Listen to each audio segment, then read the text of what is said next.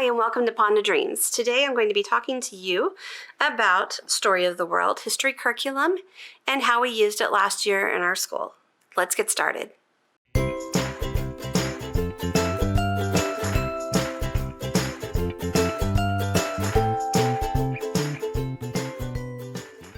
All right, so for our second year of homeschooling, which was last year, we wanted to continue the history curriculum story style that we had used the first year with our kids because that really developed a love of history for them. And we wanted to keep that growing.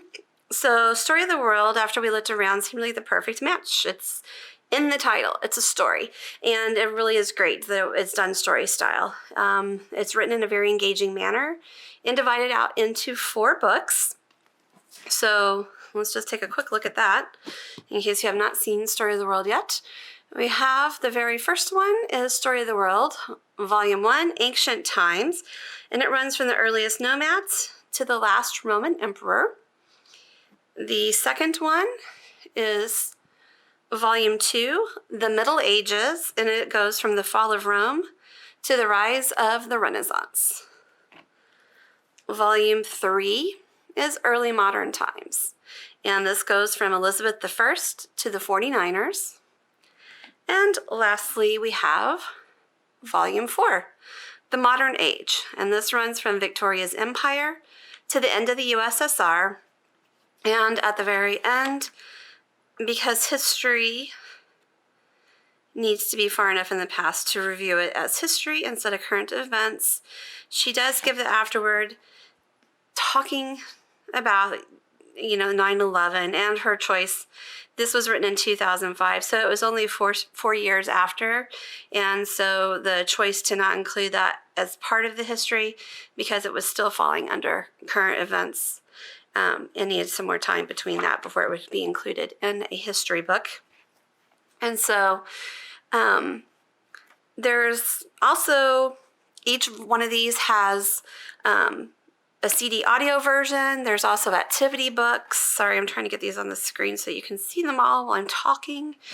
There's activity books that have review questions, outlines, geography, coloring books, crafts, and other activities. And they have a test book also, which has true, false, multiple choice, fill in the blank, sequencing, and short answer.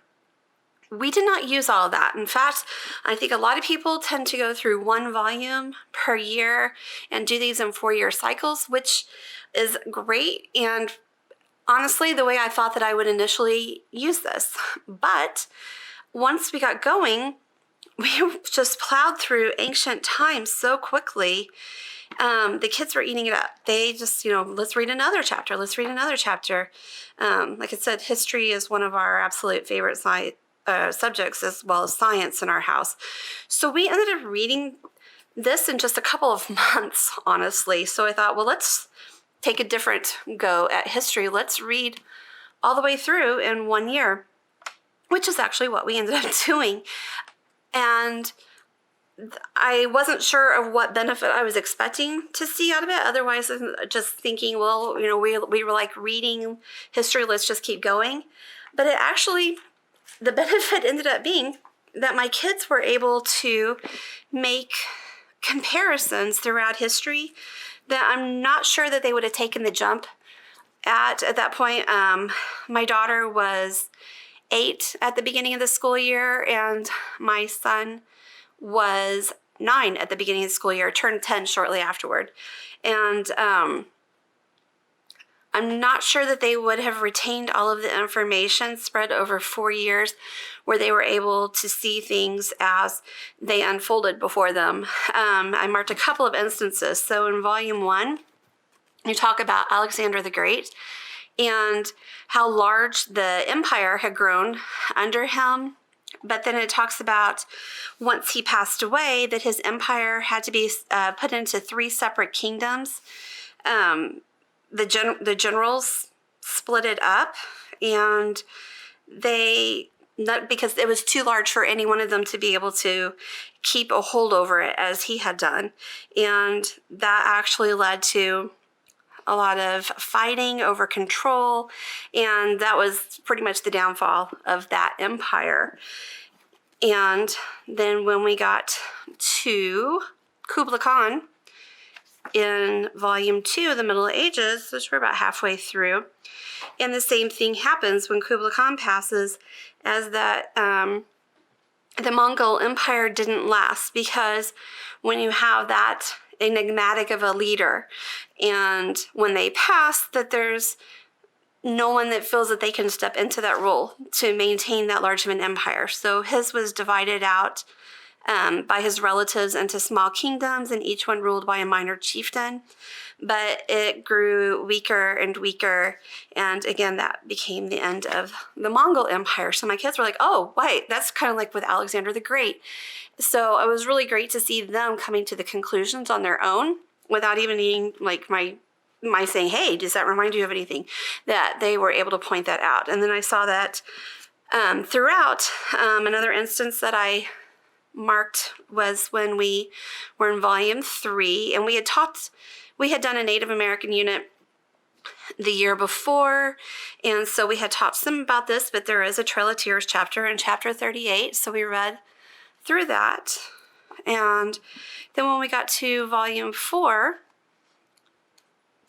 and where were we? It would be chapter 13, and it's talking about the Armenians and them being forced to march out of the Turkish territory, and the weariness and the people who passed from starvation on the walk, that them being forced to walk and all of the hardships that they faced when they were being driven out, the kids automatically took that leap and equated it to the Trail of Tears. So I really liked that they were able to make these connections throughout history.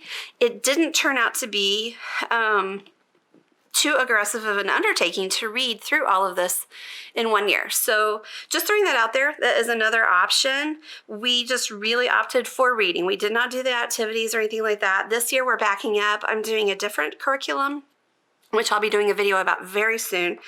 And we're going to do 1 year of ancients, 1 year of medieval time. We're going to do early modern history, and then we'll do modern history. And we are doing them in 4-year blocks coming up. But it was really great when they were 3rd and 4th last year, to really just kind of take that time, read through that, give them sort of a nice base, and see all the different things that they were able to take out of a history going from earliest nomads all the way up to the end of the USSR.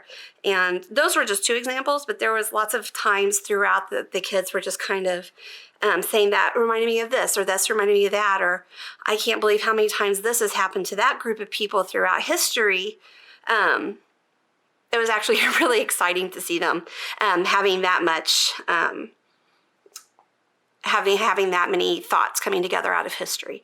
And also, I will tell you, so we did not stop and do written activities, but we did stop when we got to areas, like when we got to Shakespeare, we stopped and we did a small Shakespeare unit. We did some Who Was books, like Who Was William Shakespeare, and then we had an Usborne William Shakespeare book that had condensed kid-friendly versions of some of his plays, so we did that. We did dive deeper into some of the wars, like World War I, World War II.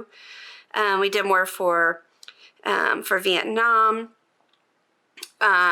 with Genghis Khan, Alexander the Great, just some of the pullouts, the things that my kids are really excited about. Then I would go to our shelves and see what we had in our library to talk about.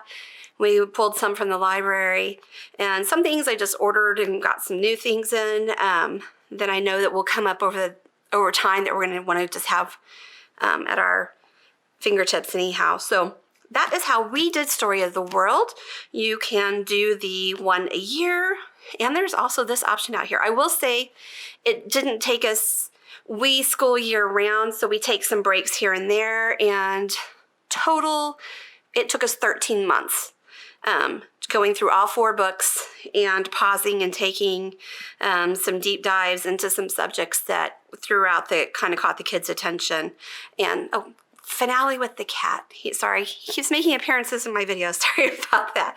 But anyway, that is how we did Story of the World. Hope that you enjoyed hearing a different way that you can use a program out there. And if you liked this video, please remember to subscribe, hit the bell to get notifications for future videos, and give this video a like. Thank you so much for joining me today, and I will see you very soon.